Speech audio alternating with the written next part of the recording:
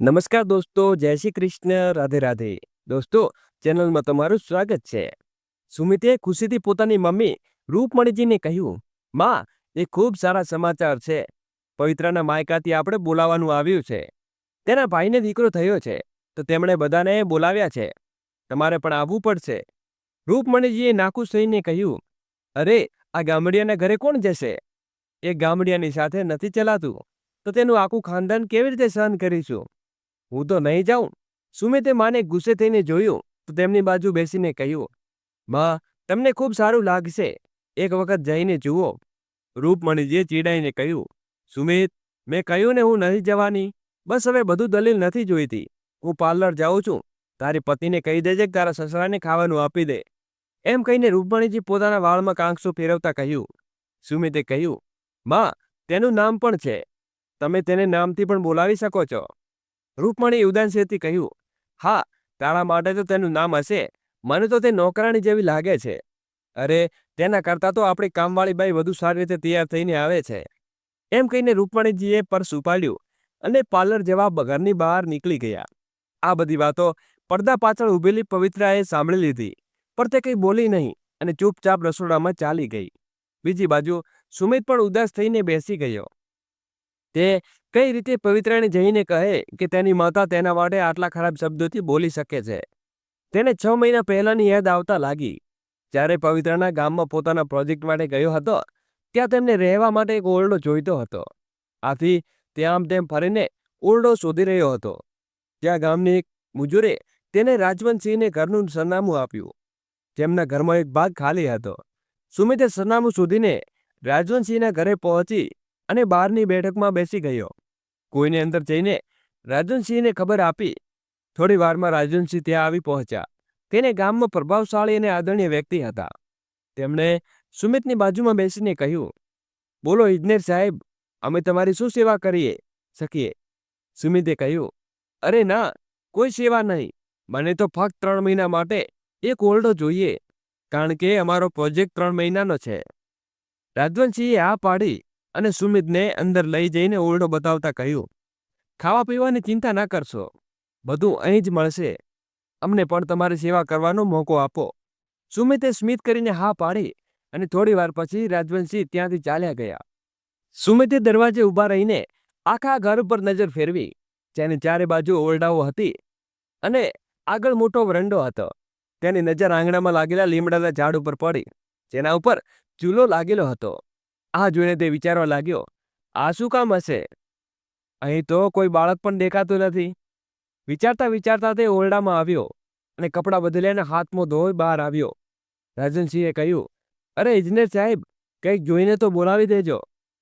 સુમિએ હામાં હા પાડી અને હાથમાં ધોઈને પાછો ઓરડામાં આવ્યો. ત્યાં પાછળથી કોઈના પગલાંનો અવાજ આવ્યો. તેણે પાછળ ફરીને જોયું તો એક પીળા દુપટ્ટાવાળી છોકરી તેના માટે ચા લઈને આવી રહી હતી.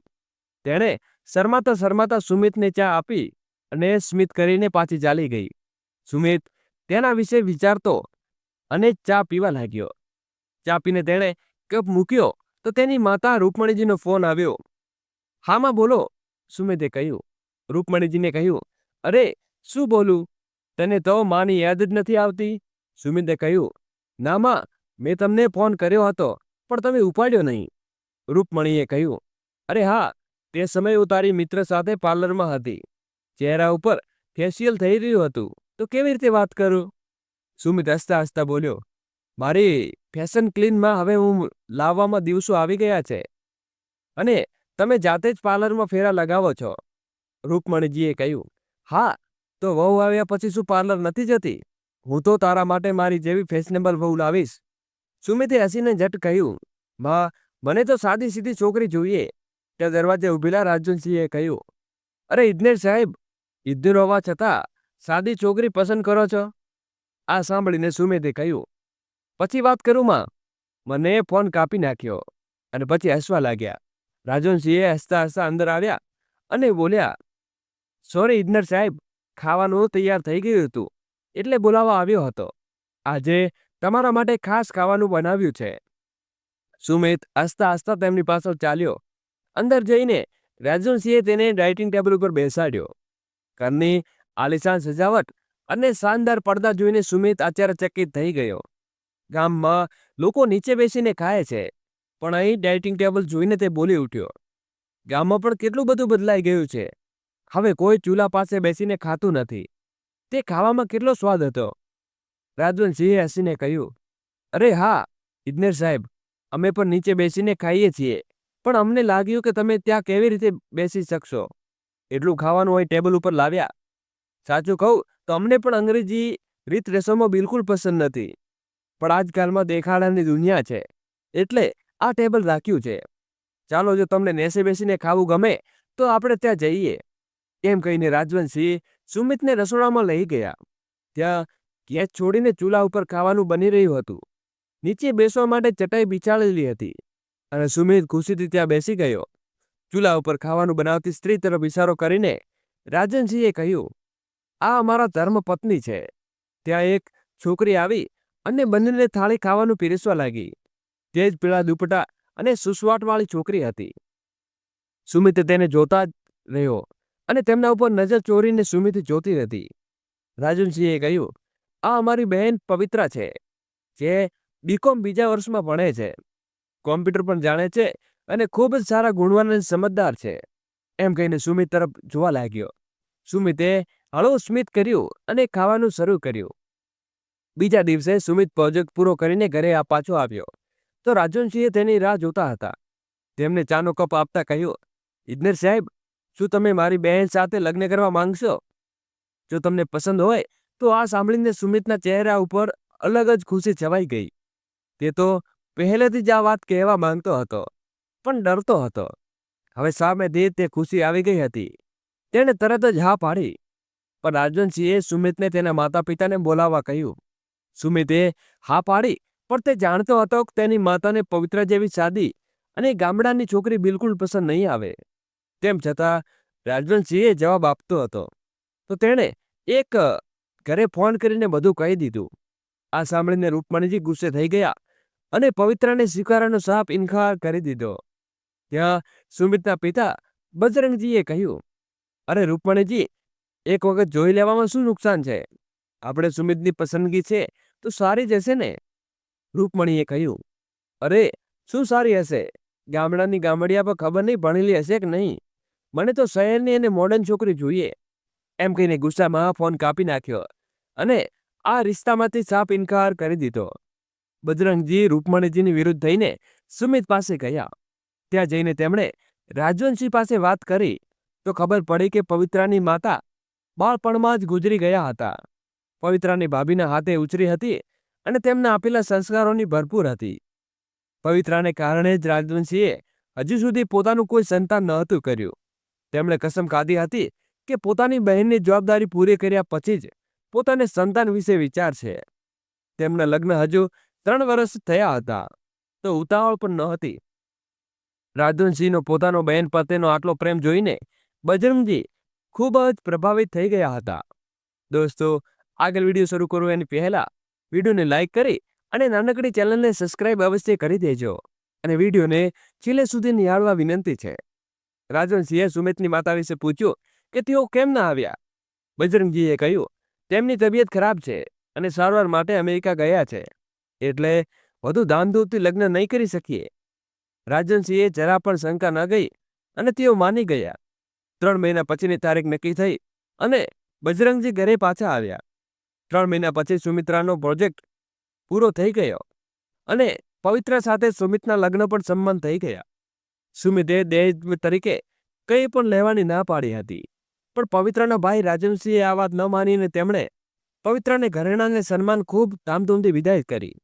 હવે સુમિતને ડર હતો કે પવિત્રા ઘરે પહોંચતા જ તેની માતા રૂકમણીજી ન જાણે શું તમાશો કરશે, પરંતુ તેણે પોતાના પિતાજી બજરંગજીને બધું સંભળાવીને કહી દીધું હતું.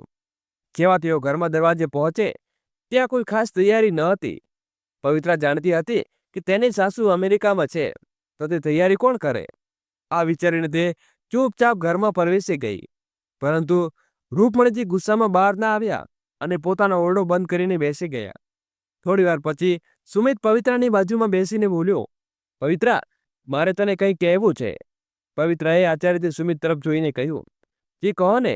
તમે આટલું કેમ વિચારો છો? સુમિત પોતાની માતા વિશે કહેતા બોલ્યો, પવિત્રા, મને માફ કરી દે. મેં તને જૂઠું બોલ્યું હતું. મારી માં કોઈ બીમાર ન હતી. તે અહીં જ છે, પણ તે આપણા લગ્ન ન થવા દેતા અને મને પત્ની તરીકે તું જોઈતી હતી. એટલે તને મેળવવા આ જૂઠું બોલ્યું. પણ હા, પપ્પા મારી સાથે હતા. પવિત્રાએ કહ્યું, કંઈ વાંધો નહીં, મમ્મીને પણ આપણે મનાવી લઈશું. સુમિતે કહ્યું, ના પવિત્રા, એટલું સરળ નથી. મારી માં નવા જમાનાની મોડર્ન સાસુ છે.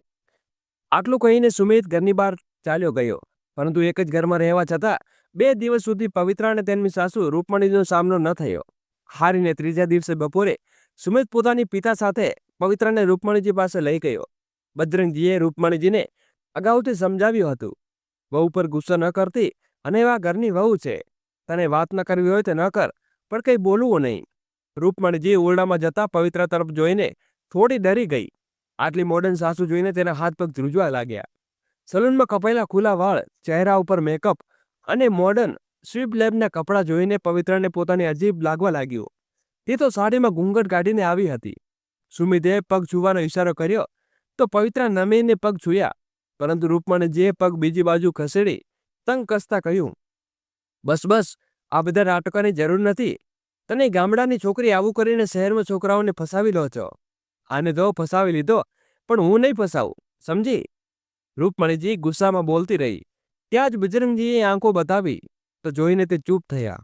પરંતુ આટલા શબ્દોથી તેણે ઘણું બધું કહી દીધું હતું. સુમિતે પવિત્રાનો હાથ પકડીને તેને ત્યાંથી બહાર લઈ ગયો અને બોલ્યો, હવેથી માં તારી સામે દેખાય તો મને તું તેમના પગ નહીં છૂએ. તેમને સંસ્કારોની કદર નથી, તો તું પણ રહેવા દે.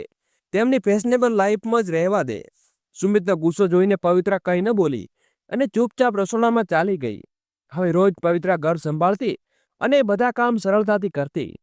બજરંગજી આવી વહુ મળવાની ખૂબ ખુશ હતા. ધીમે ધીમે રૂકમણીનો પવિત્ર સાથે સમાનો થવા લાગ્યો, પરંતુ તે હજુ પણ પોતાની હરકતોથી બાજ ન વળાવતા. તે પવિત્રાને ખાવાનું હંમેશા ખામી કાઢતા અને કહેતી, આ શું ખાવાનું બનાવ્યું? આમાં કેટલું તેલ છે? કેટલા મસાલા નાખે છે? આ તો અમને બીમારી કરીને છોડશે. બજરંગજીએ સમજાવતા કહ્યું તો રૂકમણીજી, તું ખામખામાં વહુમાં ખામી કાઢે છે. તે આજે સુધી આવું સ્વાદિષ્ટ ખાવાનું નથી બનાવ્યું. આભાર માન કે આ ઘરમાં આવી વહુ આવી અને તારું ભાગ્ય ખુલી ગયું, અને તને આ વાતની ક્યાં કદર છે? રૂકમણીજીએ મોઢું બતાવીને કહ્યું, હું માની જેમ ગામડામાં નહીં, પણ હાઈ સોસાયટીના પરિવારમાંથી આવું છું, જ્યાં ચાની મોંઘી કોફી પીવાય છે. આની અને મારી કોઈ સરખામણી નથી. વાત વાતમાં પોતાના શ્રીમદ માયકાનું ગૌરવ બતાવીને રૂકમણીજી રોજ પવિત્રાને નીચી બતાવતી અને બજરંગ પણ ચૂપ રહેતા. પરંતુ પવિત્રાને મારી સ્મિત સાથે ઇશારો કરતા પવિત્રા પણ હસીને રહી જતી. તેણે લાગતું કે આખરે પતિ અને સસરા તેની સાથે છે. તેને એક દિવસ સુમિતને કહ્યું, પવિત્રા, મારી ભૂલને તું કેમ સહન કરે છે? ચાલ આપણે એકલા રહીએ. ઓછામાં ઓછું તને માના તાણા તો નહીં સાંભળવા પડે. તું ત્યાં ખાલી હસીને શકીશ. પરંતુ પવિત્રાએ ના પાડી. ના, તમે તેમના એકના એક દીકરા છો. હું મારા માથે આ પાપ નથી લેવા માંગતી કે તેમનો એકમાત્ર દીકરો છીનવી લીધો. પવિત્રા ગામડામાં માહોલમાંથી હતી, એટલે તેને સારી રીતે ખબર હતી કે રૂકમણીજી આવા શબ્દો સરળતાથી કહી દેશે. એક દિવસ સુમિતે જોયું તો પવિત્રાના ગેસના ચૂલા ઉપર પાણી ગરમ કરી રહી હતી. આ જોઈને સુમિતે કહ્યું, અરે જિંજર હોવા છતાં તું ગેસ કેમ ગરમ કરે છે? બસ એક બટન દબાવવાનું. પવિત્રાને ખબર ન હતી તો તે સુમિતને પૂછીને ગીઝરનું બટન ચાલુ કરવા ગઈ. આ વાત બહાર ઉભેલી રૂકમણીજીને પણ સાંભળી લીધી. સુમિત બહાર જતા જ રૂકમણીને સીધા પવિત્રા પાસે આવીને બોલ્યા, તારી ઓકાત જ ક્યાં હતી ગીઝરના પાણીથી નહાવાની? ગામડીની ગામડિયાળી, તને ગીઝરનું પણ ખબર નથી? દુનિયા ક્યાં ક્યાં પહોંચી ગઈ છે. અને અરે, ખૂબસૂરત હોવાની જ બધું નથી થતું, ડીમાં પણ જોઈએ. અને તે ગામડાની ગામડિયામાં ક્યાં આવે છે? આ સાંભળીને પવિત્રાને ખૂબ શરમ લાગી. ત્યાં પાછળથી સુમિત આ બધી વાતો સાંભળી લીધી. તેણે ગુસ્સામાં કહ્યું, માં, તમે પવિત્રાને માફ કરો. જો તે સીધી સાદી છોકરી છે તો તેનો મતલબ એ નથી કે તમે કંઈ પણ સંભળાવતા રહો. તેણે તાણા મારવાનો કોઈ મોકો નથી છોડતા. બેટાના મોઢેથી આ સાંભળીને રૂકમણીજીને પગ પછાડતા ઓરડામાં ચાલી ગયા અને બરબડતા પોતાના પતિને કહેવા લાગ્યા, આ તમારો બેટો જ છે ને જે આને ગુલામ બનાવી ગયો છે? આ ગામડાની સીધી સાદી છોકરી નથી, કોઈ જાદુગરની છે જેને મારા માથે ઉતરેલો મોટો બેટો થોડા દિવસો જ આની પાછળ ફરવા લાગ્યો. દોસ્તો, મારી એક વાત પણ નથી સાંભળતો. બજરંગજીએ કહ્યું, રૂકમણીજી, આ કોઈ જાદુ જોટો નથી, પણ એક માણસનું સારું અને સ્વચ્છ મન બધાને પોતાની તરફ ખેંચે છે. તેમાં શું ખામી છે કે તું તેને ક્યારે સંભળાવ્યા વિના જવા નથી દેતી? અરે, હજુ વખત છે. કહું છું, વહુને અપનાવી લે, નહીં તો પછી ખૂબ પસ્તાવીશ કે જ્યારે બેટો ઘર છોડીને ચાલ્યો જશે. આ સાંભળીને રૂકમણીજી રડતા બોલ્યા, તમે મને પણ કહેવા લાગ્યા છો. અરે, મારા પણ કેટલાક અરમાન હતા. મારા બેટાના લગ્ન લઈને જે તમે બાપ બેટા મળીને બધું કચડી નાખ્યું. હું મારા બેટાના લગ્ન કેટલા હાઈફાઈ રીતે કરવા માંગતી હતી, અને તમે શું કર્યું? આ ગામવડિયાને લઈને ઘરમાં બેસાડી દીધી. બરબડતા રૂકમણીજી બહાર ચાલી ગયા. ધીમે ધીમે સમય આમ જ પસાર થતો રહ્યો, અને પવિત્રા અને સુમિતના લગ્નને 1 વર્ષ થઈ ગયું. પરંતુ રૂકમણીજી હજી સુધી પોતાની હરકતોથી બાજ નહોતા આવતા. જ્યારે સુમિતે પવિત્રાને માયકે જવાની વાત કરી, તો રૂકમણીજી તરત જ ગુસ્સે થઈ ગયા અને વહુના માયકે જવાનો સાફ ઇનકાર કરી દીધો. બજરંગજીએ કહ્યું, અરે, તું કેમ નથી સમજતી કે તારો સગડી છે? નસીબવાળાઓએ આવા સમજી મળે છે, નહીં તો આજકાલ કોઈ પોતાની દીકરી જમાઈને બોલાવે છે કે સાસુ સસરાને કોઈ પૂછતું નથી. અને તે તો પવિત્રાનો ભાઈ છે, એટલે તારા જેવો જ રૂપ છે. રૂકમણીજીએ ગુસ્સામાં કહ્યું, મેં એક વખત કહી દીધું ને, મારે તે ગામડામાં પગ નથી મૂકવો. ખબર નહીં કઈ ઝૂંપડપટ્ટીમાંથી આવે છે. આ ગામડિયાના ઘરે જઈને હું સારો ટેસ્ટ બનાવવા નથી માંગતી.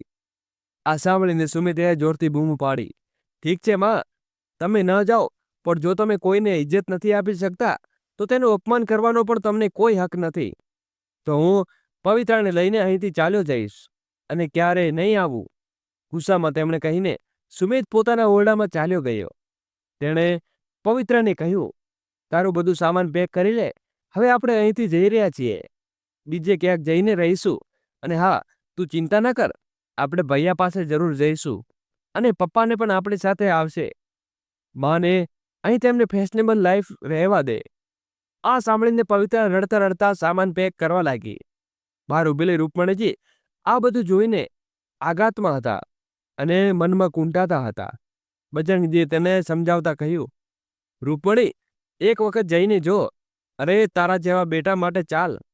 જો હવે તું નહીં ગઈ તો આપણો બેટો ઘર છોડીને ચાલ્યો જશે. શું તને આ મંજૂર છે? રૂકમણીજી કંઈ ન બોલે અને ચૂપચાપ પોતાના ઓરડામાં ચાલી ગયા. બીજા દિવસે સવારે જેવો રૂકમણીજી ઓરડામાંથી બહાર સામાન નીકાળી રાખવાનું શરૂ કર્યું. રૂકમણીજી આ બધું જોઈ શક્યા નહીં. તેને રડતા રડતા સુમિતને બોલ્યા, સુમિત, હું જવા માટે તૈયાર છું. આ સાંભળીને પવિત્રા મુસ્કરાઈ, પરંતુ તે ન જાણતી હતી કે રૂકમણીજી આ બધું ફક્ત પોતાના દીકરા સુમિત માટે કહી રહ્યા હતા. બીજા દિવસે બધા જવા માટે તૈયાર થઈ ગયા, પરંતુ રૂકમણીજી તો તંગ કસવાથી બાદ નહોતા આવ્યા. ખબર નહીં હું ક્યાં સુધી કેવી રીતે રહીશ. ત્યાં તો ટોયલેટ પણ નહીં હોય અને એસી પણ નહીં હોય. સુમિતે કહ્યું, અરે માં, એવું કંઈ નથી, તમે હજુ જાણતા નથી ને. પવિત્રના ઘર વિશે એટલું જ બોલી શકો. રૂકમણીજી વચ્ચે બોલી ઉઠ્યા, અરે, મારે જાણવું પણ નથી. હું ફક્ત તારા કારણે જ રહી છું, નહીં તો ગામડે જવું એ મારી શાનની વિરુદ્ધ છે. ગામડામાં ન તો લાઇટ બરાબર આવે, ન કોઈ વ્યવસ્થા હોય. આખા રસ્તે રૂકમણીજી પવિત્રાને આવા તાળા સંભળાવતા રહ્યા, પરંતુ પવિત્રાએ કંઈ ન કહ્યું, કારણ કે તે જાણતી હતી કે સાસુ સાથે કંઈ ન બોલવું એ આગમાં કૂદવા બરાબર છે. બીજા દિવસે પવિત્રા પોતાના આખા પરિવાર સાથે બાગાઈ લઈને માયકે પહોંચી, તો ઘરની બહાર ઢોલ નગારા સાથે તેમનું સ્વાગત થયું. આખા મહોલ્લો ઉબાળો થઈ ગયો કે પવિત્રા બટી આવી ગઈ છે. લગ્ન પછી તે પહેલી વખત માયકે આવી હતી. રૂકમણીજી આશ્ચર્યથી આ બધું જોતા જોતા ઊભા રહી ગયા. તેમણે આવી કલ્પના પણ નહોતી કરી. ત્યાં પવિત્રાના ભાઈ રાજનસિંહ આગળ આવીને રૂકમણીજીના પગ છૂને કહ્યું, માતાજી, આભાર કે તમે અમારા ઘરે આવ્યા. આવા ભવ્ય સ્વાગતથી રૂકમણીની આંખો ફાટી ગઈ. તેમણે તો વિચાર્યું હતું કે તેમની વહુ માયકો કોઈ નાના ગામની ઝૂંપડીમાં હશે, પરંતુ આ તો હવેલીથી કમ ન હતું. તેમણે વહુને ગરીબ સમજી હતી, પરંતુ આ તો ગામની રાજકુમારી નીકળી. આ વિચારતા જ રૂકમણીને શરમ આવવા લાગી. આખું ગામ પવિત્રને આંખો તારા જેવા રાખતું હતું. પવિત્ર નજીક આવીને કહ્યું, ચાલો માતાજી, હું તમને મારા માયકાનું ઘર બતાવું. રૂપમણીજી સ્તબ્ધ થઈને તેની પાછળ ચાલવા લાગ્યા. અંદર જઈને જોયું તો દરેક ઓરડાની છતમાં મોંઘા ઝુમ્મર લટકતા હતા. આટલું શાનદાર ઘર જોઈને રૂપમણીજીના હોશ ઉડી ગયા. તે વિચારવા લાગ્યા કે તેમનું ઘર આનું અડધું પણ નથી. એક નાનકડું ફ્લેટ છે. શહેરમાં આવું ઘર ક્યાંથી નહીં મળતું, અને આટલા મોટા ઘરો શહેરમાં હોય છે ક્યાં? ત્યાં વિચારી રહ્યા હતા કે ત્યાં જ પવિત્રની માસી આવ્યા અને રૂપમણીજીને એક બોક્સ આપતા બોલ્યા, લો સદ્દમજી, આ તમારા માટે ભેટ છે. રૂપમણીજીએ સ્મિત સાથે બોક્સ ખોલ્યો. તેમાં સોનાની વીંટી હતી. આ જોઈને તેમણે ચોંકતા કહ્યું, અરે નાના, આટલી મોટી ભેટ અમે બિલકુલ નહીં લઈએ. પવિત્રાની માસીએ કહ્યું, અરે એમ કેવી રીતે નહીં લો? અમારા ઘરે પૌત્ર થયો છે, તો આ ભેટ નાની છે. તમે લગ્નમાં પણ નહોતા આવ્યા, હવે અમે પ્રેમથી આપીએ છીએ, રાખી લો. હવે રૂપમણીજીને પવિત્ર તરફ જોવામાં પણ શરમ લાગવા લાગી. તેમણે સમજાયું કે પવિત્રએ ક્યારે તેમને ઉલટો જવાબ કેમ ના આપ્યો. આજે રૂપમણીને પોતાના કરેલા પર પસ્તાવો થઈ રહ્યો હતો. તેમને લાગતું હતું કે જેને ગરીબને આટલા તાણા માર્યા, અમે તો તેના અડધા જેટલા પણ નથી. આ દીકરીનું દિલ કેટલું મોટું છે. તેણે ક્યારે કંઈ ન કહ્યું અને હંમેશા મારું સન્માન કર્યું. તેણે ક્યારેય પોતાના માયકાનો ઘમંડ ન બતાવ્યો, પરંતુ હું તો વાત વાતમાં તેને મારા સ્ટેટસની ધમકી બતાવતી રહી. આજે પવિત્રનું માયકું જોઈને રૂપમણીજીને પોતાનું માયકું પણ ફિક્કું લાગવા લાગ્યું. જે હાઈ સ્ટેટસવાળી વાતો તે કરતા અને પવિત્રને સંભળાવતા, તે વાતો હવે તેમને યાદ આવી રહી હતી. તે ભલે ગમે તેટલી કોશિશ કરે, પરંતુ સુમિત માટે આવી રીતે સારી વહુ ક્યારે ન લાવી શકત. આ વાતનો તેમને આજે અહેસાસ થયો. હવે તે ફક્ત એટલું જ વિચારતી હતા કે ક્યારે તેમણે મોકો મળે અને પવિત્ર પાસે પોતાના શબ્દો માટે માફી માંગે. રૂપમણીજીનું બદલાયેલું વર્તન જોઈને પવિત્ર પણ ખુશ થઈ ગઈ હતી. સુમિતને પણ પોતાની માતા પાસેથી આટલી શાંતિની કોઈ આશા ન હતી, પરંતુ એટલે શાંત જોઈને પણ આશ્ચર્યમાં હતો. બીજા દિવસે ઘરે પાછા જવાનું હતું તો રાજવંશીએ વિદાય વખતે ફરીથી પોતાની બહેન અને સાસરિયાને ભેટોની લાદી દીધા. માયકેથી વિદાય થઈને પવિત્ર સાસુ સસરા સાથે સસરામાં આવી.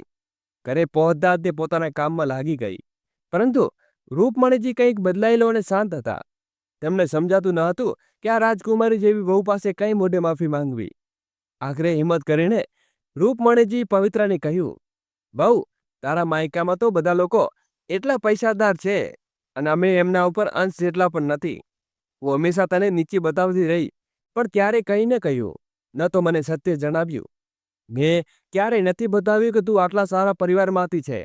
આ તારા સંસ્કાર હતા કે ન કહ્યું, પરંતુ હું ખૂબ શરમાઉં છું. તમે મારી એ બંદગી બતાવી મને હવે ખૂબ ખરાબ લાગે છે. મને માફ કર દે બહુ, પ્લીઝ મને માફ કરી દે. આ સાંભળીને સુમિત આચેલથી પોતાની માતાની તરફ જોવા રહેતો હતો. પવિત્રાએ કહ્યું, મમ્મીજી, મેં બાળપણમાં જ માતાને ગુમાવી દીધા હતા. ભાભીએ મને ઉછેરી અને માતાનો પ્રેમ પણ આપ્યો, પરંતુ અહીં આવીને તમે માં કહ્યું તો માતાની યાદ આવી ગઈ, એટલે મેં ક્યારેય કંઈ બોલી ન શકી. એમ વિચારતી કે જો મારી માતા મને કંઈ કહેત તો હું શું તેમને કંઈ બોલત? ના ને ના, એટલે ન બોલી. તમે તો મારી માતા છો, બુરું શું માનવું? રૂપમણીજીએ કહ્યું, વહુ, આ કહીને તો તે મારું સન્માન વધારી દીધું, પણ હું તો માનવું થોડું પણ ફરજ અદા ન કરી શકી બેટા. હું મારો ગુનો કબૂલ કરું છું, મને માફ કરી દે. હું કેટલે નીચે ઉતરી ગઈ હતી. એમ કહેતા રૂપમણીજી રડવા લાગ્યા. ત્યાં પાછળથી બજરંગજી પણ આવી ગયા હતા અને બોલ્યા, મને તો પહેલેથી જ ખબર હતી કે જે દિવસે તું વહુના માયકે જઈશ તે દિવસે તને પોતાના કરેલા ઉપર પસ્તાવો થશે. એટલે જ મેં વહુને હંમેશા કહ્યું કે આની વાતનું બુરું ન માનતી. એક દિવસ બધું ઠીક થઈ જશે, અને આજે તે દિવસ આવી ગયો છે. પણ રૂપમણીજી, એ વાત સમજાવું છું, ગરીબી અમીરી કોઈને પૂછવી નથી આવતી. જો તું આજે વહુના માયકે ન જાત તો તું હંમેશા વહુ સાથે આવું જ વર્તન કરતી. આ તે ખૂબ ખોટું કર્યું. પવિત્રએ પોતાના સસરા તરફ ઇશારો કરતા કહ્યું, કંઈ વાંધો નહીં પિતાજી, સુમિતે પણ તેમની વિરુદ્ધ જઈને લગ્ન કર્યા હતા. એક માતા પોતાના દીકરાને ઉછેરીને એટલો મોટો કરે અને જો તે વિરુદ્ધ જાય તો માતા પણ તેમની વિરુદ્ધ જવા મજબૂર થઈ જાય છે. અને આજે માતાજી સાથે કોઈ ફરિયાદ નથી. હવે આપણે બધા સાથે મળીશું અને રહીશું. વહુના મોઢેથી આ સાંભળીને બજરંગજીની આંખો ભરાઈ આવી. તેમણે કહ્યું, જોઈ રૂકમણી, મેં કહ્યું હતું ને તારી વહુ લાખોમાં એક છે. તું ખૂબ નસીબવાળી છે કે તને આવી વહુ મળી. રૂકમણીજીએ પોતાના આંચુ લૂછતા કહ્યું, તમે બિલકુલ સાચું કહ્યું. અમારી વહુ લાખોમાં એક છે. હું ઈચ્છું છું કે આવી વહુ ક્યારેય ન લાવી શકું.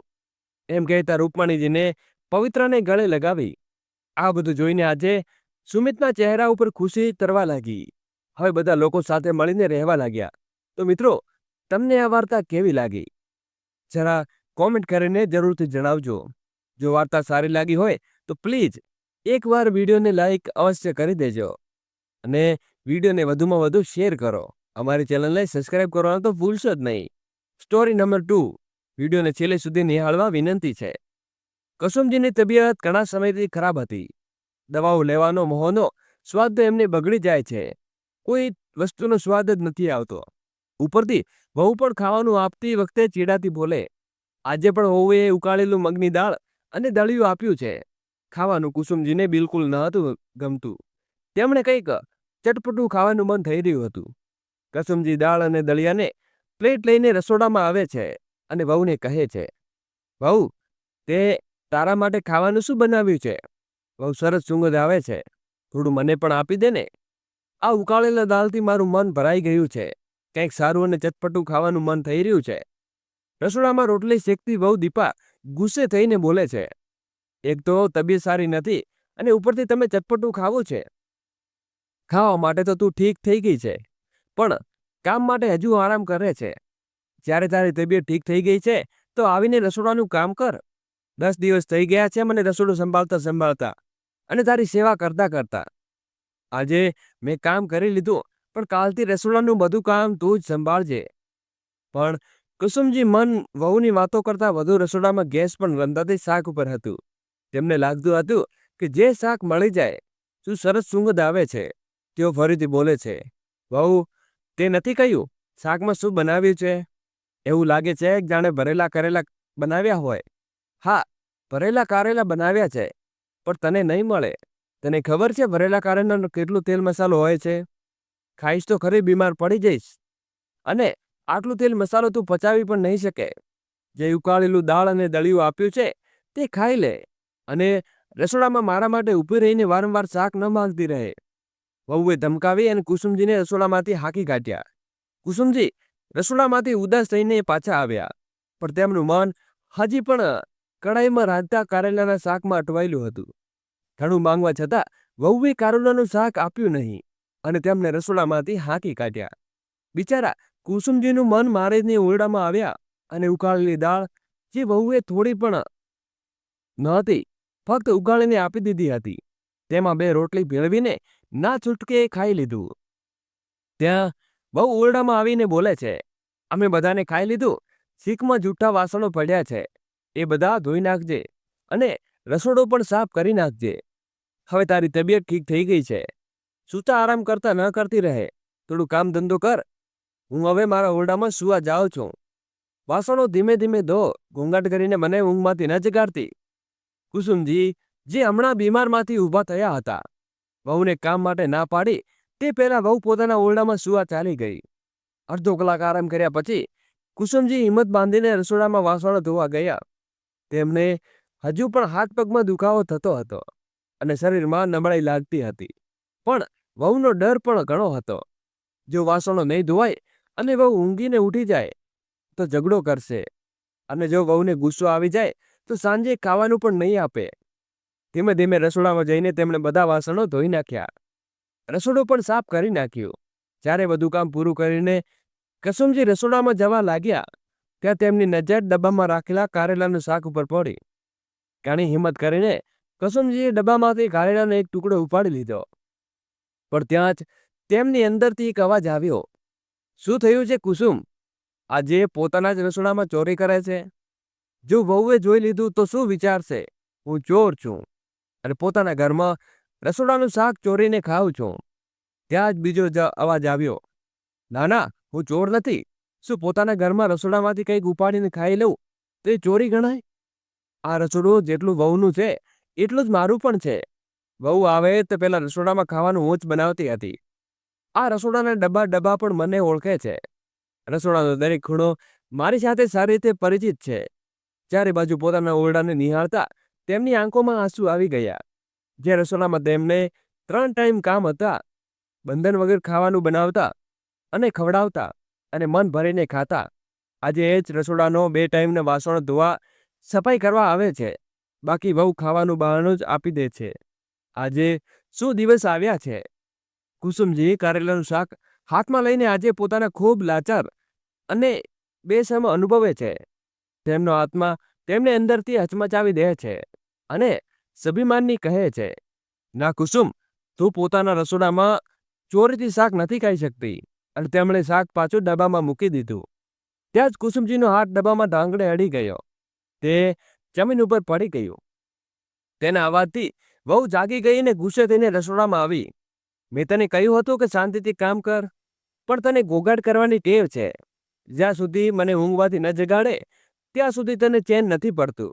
અને આ કારેલાનું શાકનો ડબ્બો કેમ ખુલ્લો છે? મેં તો આને બંધ કરીને રાખ્યો હતો. લાગે છે કે તું કારેલાનું શાક ચોરીને ખાતી હતી. કુસુમજી પોતાના હાથ પાછળ છુપાવીને સાડીથી આ સાફ કરતી કોશિશ કરે છે, પણ વહુ હાથ પકડીને કહે છે, જો તારા હાથમાં શાકનો મસાલો લાગેલો છે, તે શાક ખાધું જ છે ને? તને ખોટું ચટપટું મસાલાવાળું કંઈક પણ ખાવાની ના પાડી હતી, પણ તું નથી માનતી. વહુએ નજીકમાં શાકની ટોપલીમાં પડેલી લીલી મરચી ઉપાડી અને કહ્યું, હવે તારા મોઢાનો સ્વાદ બનાવો છો. વહુએ લીલી મરચી તોડી અને કુસુમના મોઢામાં ખવડાવી દીધી અને કહ્યું, લે લીલી મરચી ખા, તારા મોઢાનો સ્વાદ આવી જશે. સવારથી તને તીખું અટપટું ખાવાનું મન થતું હતું. હવે લીલી મરચી ખા તો સ્વાદ આવશે. મરચી ખૂબ તીખી હતી અને કુસુમની આંખોમાં પાણી આવી ગયું. તેણે ઝડપથી એક ગ્લાસ પાણી પીધું, પણ હજી પણ તેમની આંખોમાંથી આંસુ નીકળતા હતા. ખબર નહીં એ આંસુ મરચાના હતા કે તેમની લાચારીના. થોડીવાર પછી વહુ ફરીથી તેના ઓરડામાં આવી અને કહે, હવે અહીં બેસી બેસી શું કરે છે? નથી જોતી આજે કેટલી જોરથી આંધી તોફાન આવ્યું હતું? આખું ઘર ધૂળ માટીથી ભરાઈ ગયું છે. ઘરની સાફ સફાઈ કરવી પડશે. હું હવે પાર્લર જાઉં છું. જ્યાં સુધી હું પાછી આવું ત્યાં સુધી ઘરની બધી સાફ સફાઈ થવી જવી જોઈએ. અને હવે આજથી ઘરમાં બધા કામ તું જાતે કરજે. અને હું નહીં કરું, કારણ કે મારા માયકામાં ભાઈની શાદી છે. હું મારા નખરા નેઇલ એક્સપ્રેસ કરવા જાઉં છું. જે માં વાસણો ધોઈ તો મારા નખ તૂટી જશે. એમ બધા કામ માટે હવે હું તૈયાર રહેજે. કુસુમજી વહુના આવા વર્તનથી ગભરાઈ જાય છે. વિચારે છે કે વહુ તેમને આટલું ઉલટું સીધું સંભળાવે છે અને હું કંઈ નથી કહી શકતી. પોતાની વાત કહેવા માટે તેઓ દીકરા પાસે ગયા. તે ઓરડામાં લેપટોપ પર કામ કરી રહ્યો હતો. કુસુમજી દીકરાને કહે છે, બેટા શું કરે છે? માં દેખાતું નથી, ઓફિસનું કામ કરું છું. દીકરાએ બેરૂપથી જવાબ આપ્યો. દીકરાના આવા જવાબથી કુસુમજી થોડી વાર ઓરડામાં ઊભા રહ્યા. પછી વિચાર્યું, જો દીકરાને ન કહું તો કોને કહીશ? એટલે હિંમત બાંધીને ફરીથી કહે છે, બેટા જો આજે વહુને મારી સાથે શું કર્યું? મને જબરજસ્તી લીલી મરચી ખવડાવી. લેપટોપમાં નજર ગરદાવીને દીકરો માની વચ્ચે જ કાપી નાખે છે. શું માં, તું પણ વહુને જતા પીઠ પાછળ બુરાઈ કરવા આવી જાય છે? એ પણ નથી જોતી કે હું ઓફિસનું કામ કરું છું. કોઈ પણ સમયે ધડાકા કરતી ઓરડામાં આવી જાય છે. મારી એક મહત્વની મીટિંગ ચાલે છે. હમણાં ઓરડામાંથી જા. અને તમારું આ ઝઘડું ક્યારે ખતમ નથી થતું? આસપાસમાં નિપટાવો ને મને કહેતી ન રહે. કુસુમજી ઘણી આશાથી દીકરા પાસે આવ્યા, પણ દીકરો તો કંઈ સાંભળવા વગર જ ચહેરો ધમકાવીને પાસે ખતમ કરી દીધી. પછી ફરીથી લેપટોપ ઉપર કામ શરૂ કરી દીધું.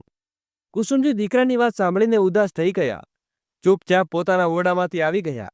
દીકરા અને વહુના વર્તનને કારણે કુસુમજી ઘરમાં શાંત રહેવા લાગ્યા.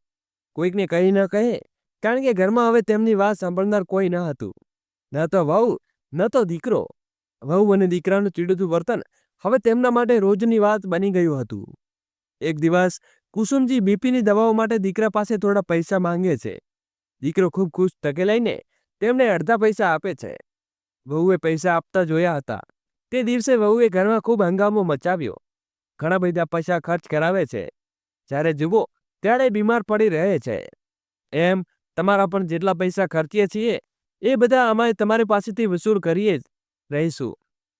વહુની આ વાતો સાંભળી અને બાજુના ઓરડામાં બેઠેલો દીકરો સ્પષ્ટ રીતે સાંભળી રહ્યો હતો.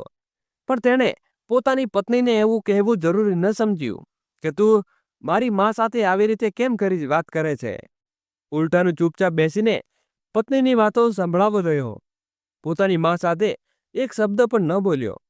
ઘણી વખત કુસુમજીએ પોતાના દીકરા સાથે વાત કરવાની કોશિશ કરી, પણ દીકરો પત્નીની તરફેણમાં કરતા માને ધમકાવી દેતો. આ તું મા પણ તારી ચટોરી જીભને થોડી કાબૂમાં રાખ. જ્યારે જુએ ત્યારે કંઈક ને કંઈક ખાવાની ફરમાઈશ કરતી રહે છે, અને વળી હવે તારું પેટ તારા કાબૂમાં નથી. જો કંઈ ઉલટું સીધું ખાઈ લીધું તો અમારે તારી દવાનો કરાવવી પડશે.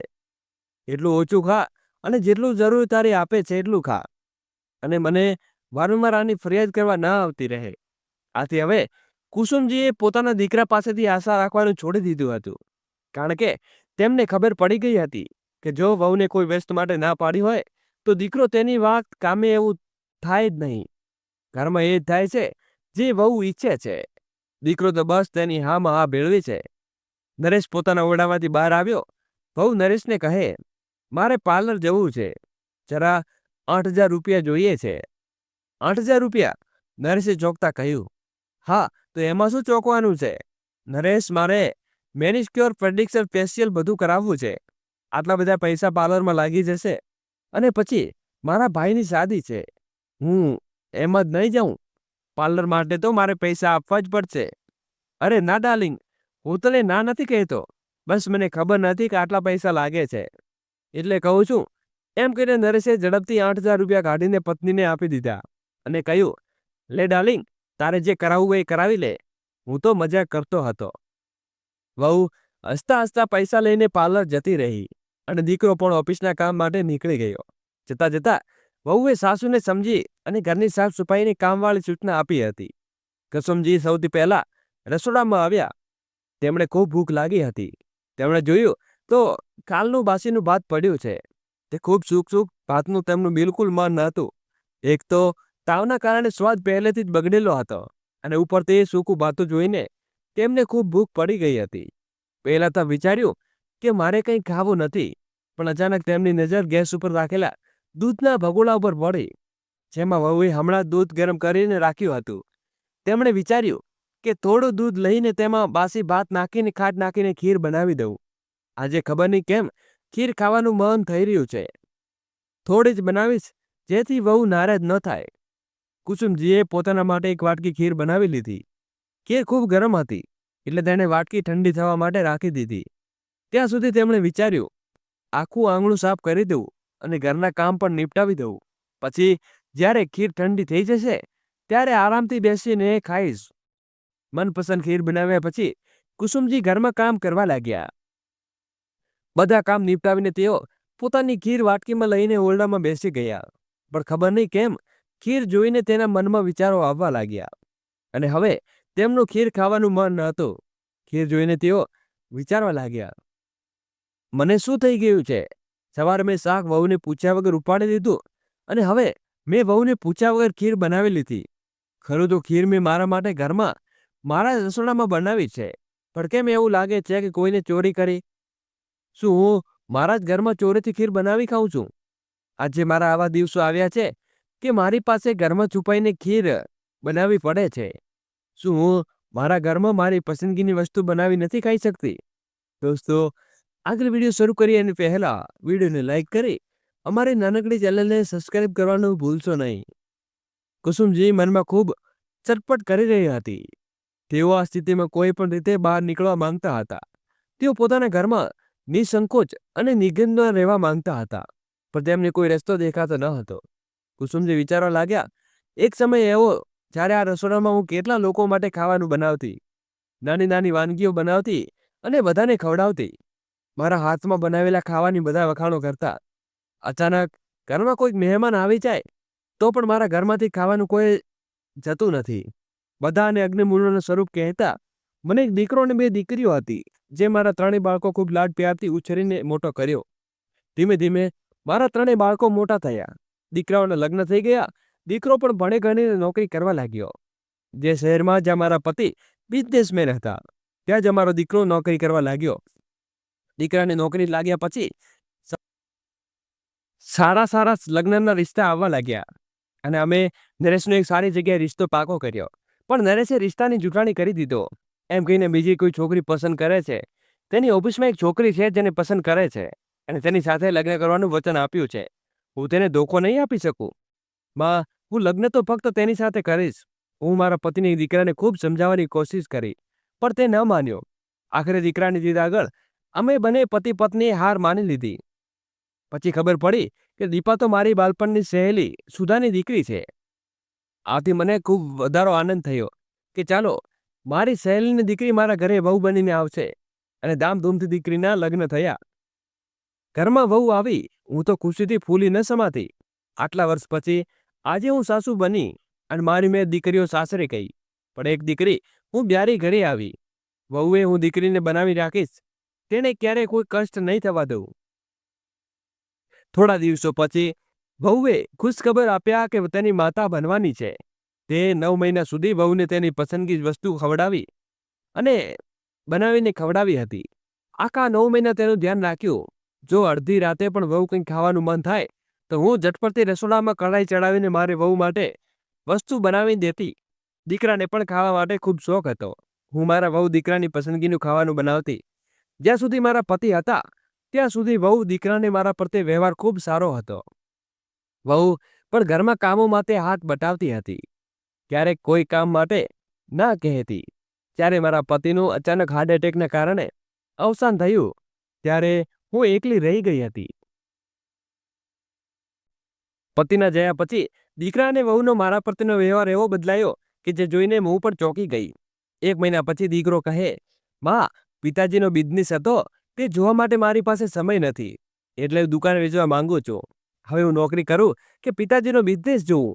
મારાથી બે વસ્તુઓ નહીં સંભળાતી અને બિઝનેસમાં ચક્કરમાં હું મારી સારી નોકરી નથી છોડી શકતો. બેટા, જો તું બિઝનેસ નથી સંભાળી શકતો તો તેમાં 2 છોકરા રાખી દે. તેઓ કામ કરતા રહેશે. તું બસ સવાર સાંજ 1-2 કલાક જઈને જોતો રહેજે અને તારી નોકરી કરતો રહે.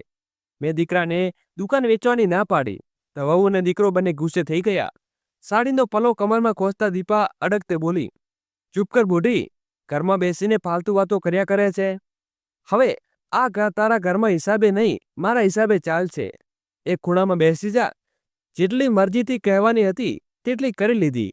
હવે આ ઘર તારું નહીં, મારું છે. આખું ઘર મારા હિસાબે ચાલશે. તારું બુઢાપું આવી ગયું છે. બુઢાપે વધુ દિમાગ ન ચલાવતી. હવે આ ઘરમાં મારા હિસાબે ચાલશે. જ્યારે વહુએ પહેલી વાર મારી પાસે આવી રીતે વાત કરી તો હું દંગ રહી ગઈ કે વહુ પાસે સારી રીતે કેવી રીતે વાત કરે છે. મેં દીકરાને પણ કહ્યું, આજે દીપાને શું થયું છે કે એટલા અપમાનજનક લહેરમાં મારી સાથે વાત કરે છે?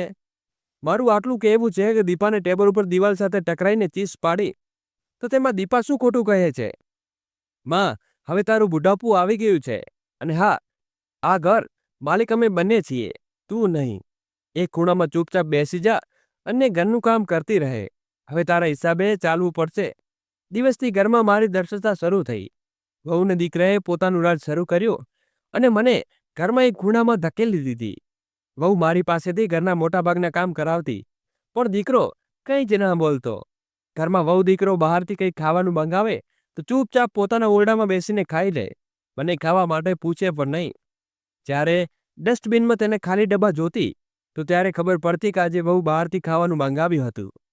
જો હું ઘરમાં મારી પસંદગીનું કંઈ ખાવાનું બનાવતી હું તો વહુ રસોડામાં પૂરો કબજો કરી લેતા અને મારી પસંદગીનું ખાવાનું પણ બનાવી દેતા નથી. આજે પરિસ્થિતિ એવી કે વહુ દીકરાને ઘરની નોકરાણી બનાવી દીધી છે. મારી એક પણ નથી સાંભળતા. જો કંઈ કહું તો મારી બંને સાથે ઝઘડવા લાગે છે. એટલે હવે મેં કંઈ પણ કહેવાનું બંધ કરી દીધું. જૂની વાતો વિચારીને કુસુમજીની વાતોમાંથી આંસુની ધારા વહેવા લાગી. આંખોમાંથી સતત આંસુ વહી રહ્યા હતા. તેમની ભૂખ તરસ ક્યારેય મટી જતી કે ખબર ન પડી. ઘણી વખત વિચાર્યું કે મારી દીકરીને દીકરા સાથે વિશે કહું, પણ દીકરીઓ પણ તેમને સસરાની જવાબદારીઓ છે. હું તેમને મારી મુશ્કેલી નથી આપવા માંગતી, એટલે ક્યારેક કહેવાની હિંમત પણ નહીં કરી. જ્યારે દીકરાઓ મારી પાસેથી આવી રીતે અને કોઈકને કંઈક કહેવાની થોડી હિંમત બતાવી તો વહુ દીકરાને આંખ બનાવીને ના પાડી કે જો તેની મારી સાથે દીકરાઓને મારા વિશે કહ્યું તો સમજી લેજે કે રહેવું તો તારે માટે અમારી સાથે જ છે. દીકરીઓ ગયા પછી અમે તારો સારો બોધપાઠક શીખવાડી દઈશું. દીકરા વહુની ધમકીઓના કારણે હું દીકરીઓને પણ ક્યારેય કહી ન શકી. આજે આખી રાત કુસુમજીને ઊંઘ ના આવી. આખી રાત તેઓ ચપટતા રહ્યા અને બેચેનીથી ઉધર ઉધર ફરતા રહ્યા. વિચારતા રહ્યા કે હવે તેમણે પોતાના માટે કંઈક તો કરવું પડશે. ખબર નહીં બુઢાપાનું જીવન કેટલું લાંબુ છે. આવી રીતે પોતાના આત્મસન્માનને મારીને વહુ દીકરાની ગુલામી કરે, આગલું જીવન નહીં વિતાવે.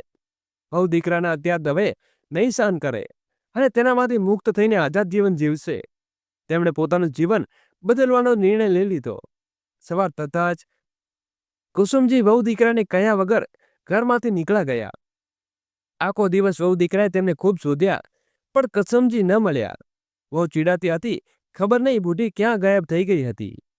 ઘરમાં આટલા બધા કામો પડ્યા છે, સિંકમાં વાસણોનો ઢગલો થઈ ગયો છે, સાફ સફાઈ પણ પડી છે, અને બુઢી 2 દિવસથી ક્યાં ગાયબ થઈ ગઈ. આવે પછી તેની ખેર ખરાબ નહીં લઉં. પણ વહુ દીકરાને ખબર ન હતી કે કુસુમજી થોડા સમય માટે તે ઘર છોડીને ગયા હતા. તે ઘરમાં આદર સાથે જીવન જીવવા માટે તેઓ ઘર છોડીને ગયા હતા. કુસુમજી પોતાની એક સહેલી માલતીના ઘરે રહેવા લાગ્યા હતા. માલતી એક સમાજ સેવિકા હતા અને માલતીજીની મુલાકાત કુસુમજી સાથે એક મંદિરમાં થઈ હતી. એક દિવસ કુસુમજી મંદિરના ખૂણામાં ચૂપચાપ બેસીને ભગવાનને એકટક નિહાળી રહ્યા હતા. તેમની આંખોમાંથી ક્યારેક આંસુ વહેવા લાગ્યા તો તેમને ખબર ન પડી. માલતીને તેમને આવી રીતે ભગવાન સામે રડતા જોયા તો તેઓ સમાજ સેવિકા હતા. તેમણે સમાજમાં વાર ન લાગી. કુસુમજી અંદરથી ખૂબ દુઃખી છે. તેઓ કુસુમજી પાસે ગયા અને તેમની મુશ્કેલી પૂછવાની કોશિશ કરી, પણ કુસુમજીએ કંઈ ન કહ્યું. 2-4 દિવસ સુધી માલતીજી મંદિરમાં આવતા રહ્યા અને કુસુમજીને આ વાત પૂછતા રહ્યા. કુસુમજી, જો તમને કોઈ તકલીફ ન હોય તો તમને મને કહી શકો છો. હું એક સમાજ સેવિકા છું. હું હંમેશા વૃદ્ધોની મદદ માટે તૈયાર રહું છું. જ્યારે કુસુમજી માલતીજી પર પૂરો ભરોસો થઈ રહ્યો હતો ત્યારે તેણે પોતાના ઘરની વહુ દીકરાની બધી વાતો કહી દીધી. માલતીજીએ સલાહ આપી, તમને યાદ છે કે તમારા પતિને તમે કોઈ સંપત્તિ નથી, જમીન કે જાયદાદ કરી હોય તો પહેલા તો કુસુમજી ના પાડી, પણ પછી તેમને યાદ આવ્યું, હા, મારા પતિએ જ્યારે ઘર ખરીદ્યું હતું ત્યારે તે ઘર મારા નામે કર્યું હતું. આ વાત કહી તે રીતે ભૂલી ગઈ. આ સાંભળીને માલતીજી બોલ્યા, આ તો તે ખૂબ સારી વાત કહી કુસુમ, પણ આ માટે તારે કોઈ મોટું પગલું ભરવું પડશે, કારણ કે આટલી સરળતાથી વહુ દીકરો માનશે નહીં. જો તું આ માટે તૈયાર હોય તો હું તને એક સલાહ આપું. દોસ્તો, આગળ વિડીયો શરૂ કરીએ એની પહેલા વિડીયોને લાઈક કરી અમારી નાનકડી ચેનલને સબસ્ક્રાઇબ કરવા વિનંતી છે અને વિડીયોને છેલ્લે સુધી નિહાળવા વિનંતી છે. સલાહ સાંભળીને કુસુમજી થોડીવાર માટે ચૂપ થઈ ગયા અને ચૂપચાપ પોતાના ઓરડામાં આવી ગયા. પણ ઘરે વહુ દીકરાને અત્યાચાર જોતા જોતા તેમનું મન ભરાઈ ગયું હતું. તેમને પોતાની સહેલી માલતીની સલાહ યાદ આવવા લાગી. એટલે તેઓ ઘરમાંથી નીકળી સીધા માલતીના ઘરે ગયા. થોડા દિવસો પછી વહુ દીકરા ઘરે કુરિયર આવ્યું. વહુએ જ્યારે કુરિયર વાંચ્યું તો ગભરાઈને દીકરાને બોલાવીને કહ્યું, જો તારી માની આટલી હિંમત, અમને પણ આ ઘર ખાલી કરવાની નોટિસ મોકલી છે. મેં તને ક્યારેય નથી કહ્યું કે આ ઘર તારી માને નામે છે. આ સાંભળીને નરેશ ગભરાઈ ગયો. શું કહે છે? માએ ઘર ખાલી કરવાની નોટિસ મોકલી? આવું કેવી રીતે કરી શકે? દીપા ગુસ્સે થઈને પત્નીને કહે છે, જો તને ખબર હતી કે ઘર માના નામે છે તો મારી સાને અહીં રહેતી વખતે આ ઘરમાં મારા નામે કેમ ન કરાવ્યું? મને તો લાગતું હતું કે આ ઘર પિતાજીના નામે હશે, જે હવે તારા નામે આવી ગયું હશે. નરેશ, તું આટલી મોટી ભૂલ કેવી રીતે કરી શકે? નરેશ, માને શોધ અને આ ઘરમાં તારા નામે કરાવ. નરેશ તરત જ પોતાની માને શોધવા લાગ્યો. જગ્યાએ ફોન કર્યા, પોલીસ સ્ટેશનમાં માંગી સુદાગાથી રિપોર્ટ નોંધાવી, પણ ક્યાંય ન મળી. આજે 4 દિવસ થઈ ગયા. સુદ્ધા થાકીને નરેશ ઓરડામાં બેઠો હતો. ત્યાં કોઈએ દરવાજો ખટખટાવ્યો. નરેશ અને દીપા બંનેને દરવાજો ખોલ્યો. જોયું કે તેમની સામે તેમની માં કુસુમજી ઊભા હતા. તેમને જોતા જ વહુ દીકરો ચીસો પાડવા લાગ્યા. ક્યાં ગયા હતા? તને આસો ફાલતુનો કાગળો મોકલ્યા છે. કુસુમજી બોલ્યા, આ કાગળો ફાલતુના નથી. તમે વાંચ્યું ને બધું સમજી લીધું હશે, એટલા માટે ભણેલા લખેલા છો. બેટા, મેં તમને 15 દિવસનો સમય આપ્યો છે. હજી 4 દિવસ થઈ ગયા છે. બાકીના 10 દિવસ તમારા માટે કોઈ સારું ઘર જોઈ લો અને આ ઘર ખાલી કરી દો. આ ઘર મારા નામે છે, એટલે હું તેને જે ઈચ્છે તેને રાખું, જેને જે ઈચ્છું તેને ન રાખી શકું. હું તમને મારા ઘરમાંથી રાખવા માંગતી નથી. પણ ત્યાં જ વહુ દીકરો બંને કુસુમજી પર ચીસો પાડવા લાગ્યા. 4 દિવસ બહાર શું રહીશ બુઢી? આટલી હિંમત આવી ગઈ? હું બોલવા લાગી. ઘરમાં આવ પછી તને બધું બતાવીશ કે ત્યાં પાછળથી માલતીજી પોલીસ લઈને આવી ગયા હતા. તેમણે પોલીસને બધું પહેલેથી જ કહી દીધું હતું. પોલીસે જોતા જ દીકરા વહુ ડરી ગયા અને તેમનો સૂર બદલાઈ ગયો. માં, તમે પોલીસને લાવવાની શું જરૂર હતી? આપણું ઘર, મામલો આપણો છે. આપણે બેસીને ઉકેલ લઈએ. વહુ દીકરાનું બદલેલું રૂપ જોઈને કુસુમજી બોલ્યા, વાહ બેટા, થોડી વાર પહેલા સુધી તો તું તને ધમકી આપતા હતા અને આજે ઘરમાં આવ પછી બતાવીએ. હવે પોલીસને જોતા જ તમારા તેવર નરમ થઈ ગયા હતા. પણ તારા તેવર નરમ થવાની આશા ન રાખતા. મેં તમારી સાથે રહીને ઘણું સહન કર્યું છે. મેં ઘણી વખત મારા આત્મસન્માન સાથે સમજૂતી કરી અને મારા જ ઘરમાં પરાયાનું અનુભવ્યું. પણ હવે નહીં કરું. ઘર કુસુમના નામે હતું અને કુસુમ ઘર ખાલી કરાવવા માંગતા હતા. કાયદેસર રીતે વહુ દીકરાને ખાલી કરવું પડ્યું. તેમણે ખૂબ કોશિશ કરી માને મનાવવાની, પણ કુસુમજીએ ન માન્યા. હવે કુસુમજી પોતાના ઘરમાં આરામથી રહે છે. ઘર ઘણું બધું મોટું હતું. તેમણે 2-4 ઓરડા ભાડે આપી દીધા અને ભાડાના પૈસા આવવા લાગ્યા.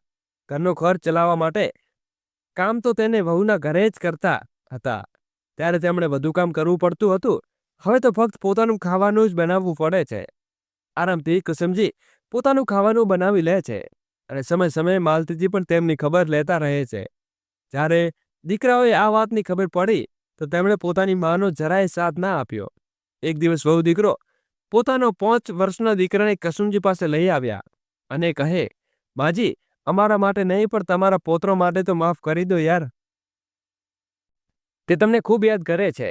અરે વહુ, જ્યારે આપણે સાથે રહેતા હતા ત્યારે તેમનું મૌન સાથે વાત નહોતી કરવા દેતી. તમારી આ ખોટી ચીકણી ચૂપસી વાતો હવે હું નહીં આવવા દેતી. ત્યાં પૌત્ર બોલ્યો, દાદી, તમે શું બનાવો છો? બહુ સરસ સુગંધ આવે છે. બેટા, આજે મેં ચોખાની ખીર બનાવી છે, ખાઈશ? કુસુમજી પૌત્ર માટે થોડી ખીર લાવ્યા, પછી દીકરા માટે ન લાવ્યા. પછી કુસુમજી બોલ્યા, કાના, આજે ભરેલા કરેલાનું શાક બનાવ્યું છે, રોટલી ખાઈશ? ના દીદી, મને કારેલાનું શાક પસંદ નથી. પણ કુસુમજી વહુને નખરાની કહે છે, જાઓ અહીં ઊભા થઈને મારું મોં શું જુઓ છો? હું મારો નિર્ણય નથી બદલવાની. આજે હું મારા ઘરમાં ભલે એકલી રહું છું, પણ આ ઘર મારું લાગે છે. જે મન થાય તે બનાવી ખાઉં. કોઈને પૂછવાની જરૂર નથી. જ્યાં સુધી હાથ પગ ચાલશે ત્યાં સુધી હું મારું કામ ધંધો કરતી રહીશ. જ્યારે નહીં બને ત્યારે હું વૃદ્ધાશ્રમમાં ચાલી જઈશ. પણ તમારો મોં નહીં તાપું. કુસુમજીએ સ્પષ્ટ શબ્દોમાં કહીને દીકરાને ઘરમાં પાછી લેવાની ના પાડી અને વહુ દીકરો પોતાના બધો મોં લઈને પાછા ગયા. તો મિત્રો, માતા પિતા આપણને બધું કરે છે, પણ જ્યારે આપણી વારી આવે ત્યારે આપણે થોડું કરવામાં પણ નાક શીખવવા લાગીએ છીએ. જ્યારે માતા પિતા આપણને આટલી બધી સંપત્તિ આપે તો તેનો 10-20% આપણે પણ તેના ઉપર ખર્ચતા નથી. આપણે પોતાના ખર્ચની વાતો દૂર છે. તો મિત્રો, તમને અમારી આજની વાર્તા કેવી લાગી? કુસુમજીનો નિર્ણય કેવો લાગ્યો? જો તમારી વાર્તા પસંદ આવી હોય તો કોમેન્ટ કરીને જરૂરથી જણાવજો અને કૃપા કરીને ચેનલને અને લાઈક કરી સબસ્ક્રાઇબ અવશ્ય કરી દેજો. ધન્યવાદ. જય શ્રી કૃષ્ણ. રાધે રાધે.